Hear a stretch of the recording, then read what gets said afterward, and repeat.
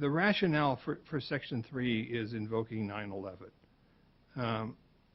And my question to you is, have there been terrorist attacks in the United States by refugees or other immigrants from the 7 countries listed since 9/11?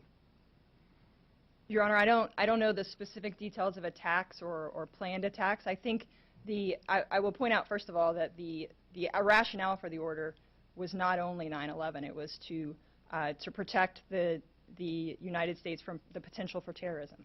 I will also note that the 7 countries that are listed in the executive order are the same 7 countries that were already subject to other restrictions in obtaining visas that Congress put in place, both by naming countries, Syria and Iraq, and that the prior administration put in place by designating them as places where terrorism is likely to occur, or the specific factors, or whether the president's presence in a particular country increases the likelihood that an alien is a credible threat to U.S. security or an area that is a safe haven for terrorists.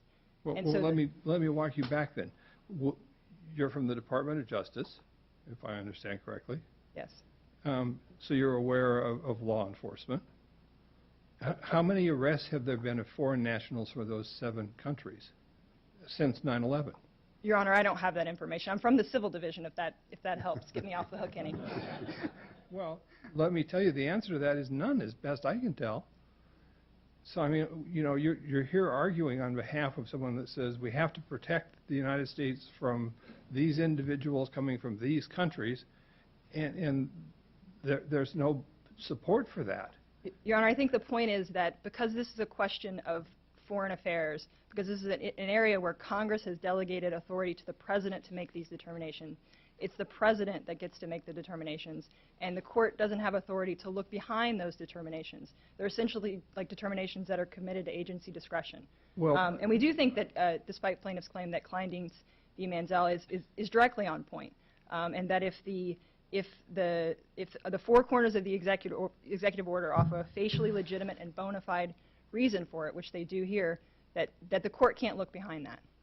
Well, Counsel, I understand that from your papers, and you very forcefully presented that argument. But I'm also asked to look and determine if the executive order is rationally based. And rationally based to me implies that to some extent I have to find it grounded in facts as opposed to fiction.